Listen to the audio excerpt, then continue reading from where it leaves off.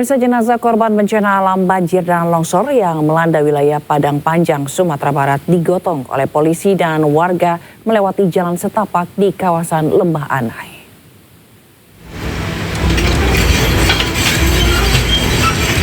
Beginilah evakuasi jenazah korban banjir bandang oleh petugas kepolisian dan dibantu warga di kawasan Lembah Anai. Peti jenazah digendong beramai-ramai dengan melewati jalan setapak untuk sampai ke titik penjemputan di mana ambulans pengganti telah menunggu. Petugas dan warga harus menggendong peti jenazah sejauh 100 meter. Sistem transfer antar ambulans ini dilakukan guna mempercepat mobilitas dan memberikan kemudahan kepada keluarga korban untuk disemayamkan di rumah duka. Upaya membantu ataupun memfasilitasi dengan melalui jalur darurat melalui jalan kaki. Jadi teknisnya apabila ada korban dari rumah sakit yang urgent dapat kita bantu, yaitu dengan transfer antar ambulan. Jadi ambulan di standby-kan di dua tempat. Jadi melintas melalui jalur yang melalui pinggir rel ataupun di tengah hutan tersebut. Sebanyak 6 titik badan jalan di Lembah Anai kini rusak parah dan 1 titik dinyatakan putus total. Polisi pun menutup total jalur Lembah Anai dari seluruh jenis kendaraan. Dari Padang Panjang, Sumatera Barat, Agung Sulistyo melaporkan. Sementara itu, satu keluarga ditemukan tak bernyawa di rumahnya di Marelan, Kota Medan, Sumatera Utara. Diduga keluarga ini tewas karena menghirup asap genset saat listrik padam akibat banjir yang melanda Kota Medan.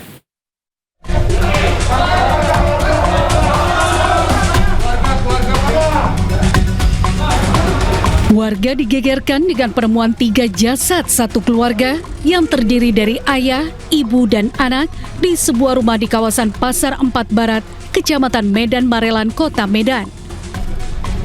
Kerabat korban tak kuasa menahan nangis melihat keluarga pengusaha depot air tersebut sudah tidak bernyawa. Saat ditemukan, pemilik rumah Sugandi bersama istrinya Juliana dan anak laki-lakinya Zaki 8 tahun meninggal dunia di dalam rumah dengan kondisi tubuh mulai mengeluarkan aroma tidak sedap.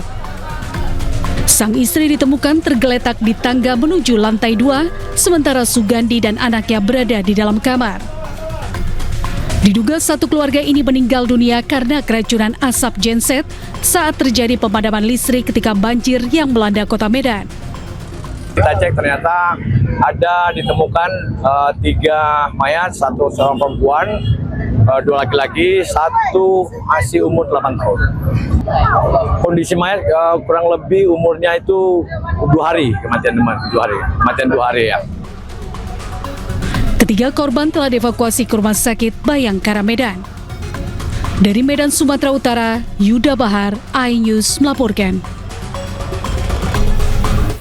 Hingga hari ke-9, sejumlah desa di Mandailing, Natal, Sumatera Utara terendam banjir. Pendistribusian bantuan pun dilakukan dengan menggunakan perahu.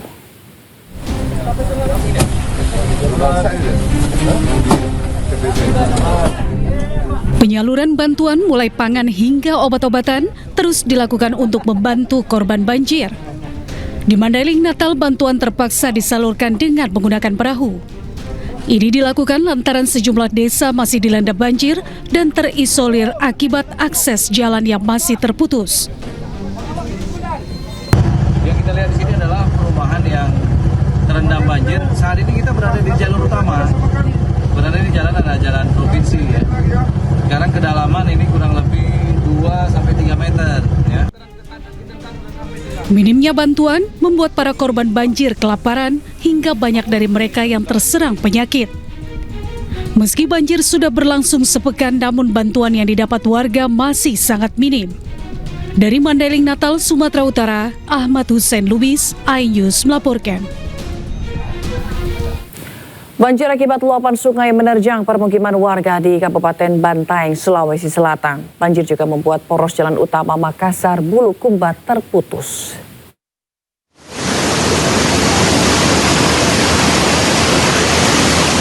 Depan rumahnya menaik. Luapan air dari sejumlah sungai di Kabupaten Bantaeng, Sulawesi Selatan menerjang permukiman warga. Banjir terparah terjadi di wilayah Kelurahan Bonto Sunggu, Kecamatan Bisapu, Kabupaten Bantaeng, Sulawesi Selatan. Derasnya arus yang melintasi permukiman membuat warga panik.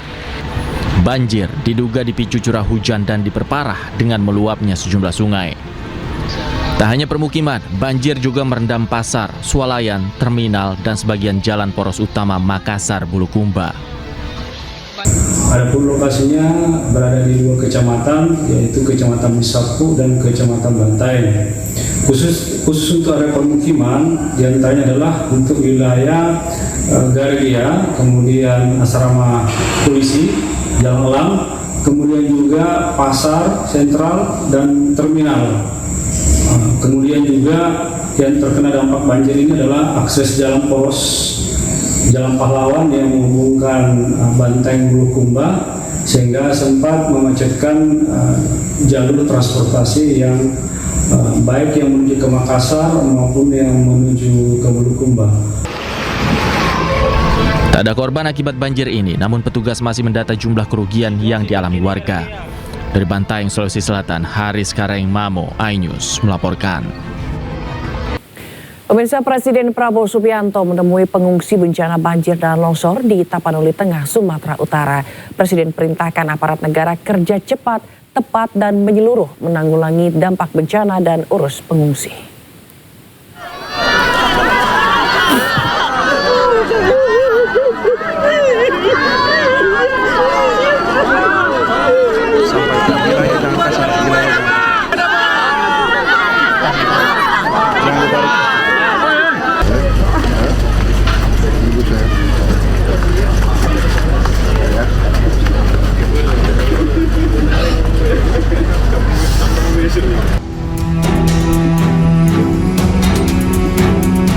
Presiden Prabowo Subianto mengecek distribusi bantuan serta dapur umum di posko pengungsi Gor Pandan, Tapanuli Tengah, Sumatera Utara, Senin pagi. Presiden Prabowo juga mendengar langsung cerita beberapa pengungsi yang menyelamatkan diri dari banjir bandang dan longsor. Gedung serbaguna Gor Pandan telah menjadi posko pengungsi sejak hari pertama banjir bandang dan longsor yang menerjang sejumlah daerah di Tapanuli Tengah pada pekan lalu. Di area sekitar Gor Pandan, dapur umum dibangun untuk memasak ribuan porsi makanan untuk para pengungsi. Presiden memastikan setiap langkah darurat telah ditempuh pemerintah dan distribusi bantuan telah menjangkau seluruh masyarakat yang terdampak banjir bandang serta longsor. Sekarang prioritas bagaimana bisa segera kirim bantuan-bantuan yang diperlukan, terutama BBM yang sangat penting. BBM tadi yang dilaporkan ke saya yang sangat penting. Ada beberapa desa yang terisolasi, insya Allah kita bisa tembus. Listrik sebentar lagi saya kira bisa dibuka semuanya. Presiden memerintahkan seluruh jajarannya untuk dengan cepat, tepat, dan menyeluruh menanggulangi dampak bencana dan mengurusi para pengungsi. Dari Tapanuli Tengah, tim liputan iNews melaporkan. Usai meninjau lokasi banjir bandang di Tapanuli Tengah, Sumatera Utara, Presiden Prabowo Subianto bertolak ke Medan dan Aceh untuk meninjau lokasi terdampak banjir dan longsor. Presiden Prabowo menyebut akan memprioritaskan pengiriman BBM untuk kebutuhan pemulihan.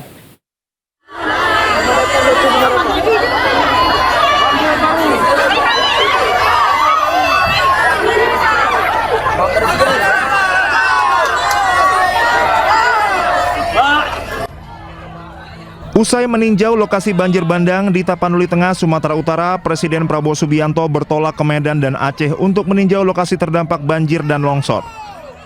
Dalam kesempatan itu, Presiden Prabowo menyebut penyaluran BBM di wilayah terdampak banjir dan longsor di Aceh, Sumatera Barat, dan Sumatera Utara menjadi prioritas. Di kesempatan yang sama, Presiden Prabowo juga menyebut saat ini masih ada beberapa desa yang terisolasi karena akses jalan darat terputus pasca bencana. Ia menyebut seluruh tim gabungan terus berupaya membuka jalur yang terputus. Sekarang prioritas bagaimana bisa segera kirim bantuan-bantuan yang diperlukan, terutama BBM yang sangat penting.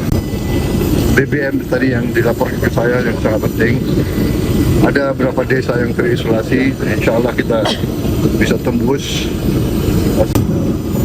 Listrik sebentar lagi saya kira bisa dibuka semuanya. Perubahan iklim kita bisa hadapi dengan baik.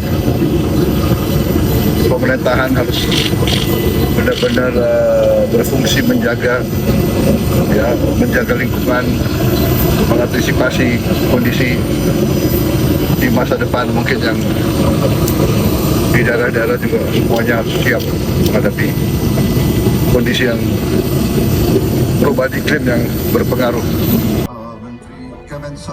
Lebih lanjut, Presiden Prabowo juga meminta seluruh daerah untuk bersiap menghadapi kondisi perubahan iklim yang sedang terjadi. Presiden Prabowo menekankan agar seluruh jajaran pemerintah dapat menjaga lingkungan untuk mengantisipasi kondisi perubahan iklim di masa depan. Tim Liputan Anyus melaporkan. Usai meninjau lokasi banjir dan longsor di Tapanuli Tengah, Sumatera Utara, Medan, dan Aceh, Presiden Prabowo Subianto bertolak ke Padang Pariaman, Sumatera Barat.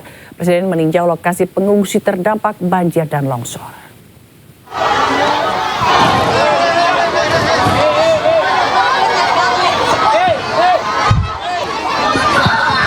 Presiden tiba di lokasi pengungsian warga di Padang Pariaman dan menyapa para pengungsi sekitar pukul 3 sore. Presiden Prabowo langsung menyapa warga terdampak bencana di pengungsian di Padang Pariaman. Selain menyapa pengungsi, Presiden Prabowo juga melihat dapur umum yang ada di posko pengungsian untuk memastikan makanan untuk pengungsi disajikan dengan baik.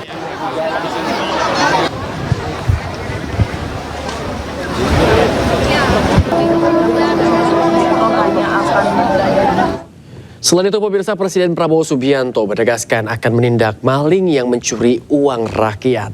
Hal tersebut disampaikan Prabowo saat berkunjung ke lokasi bencana di Padang Pariaman. Kalian suka nggak kalau saya sikat ke maling-maling semua?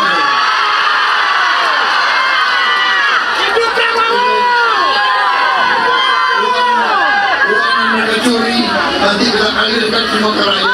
Ya.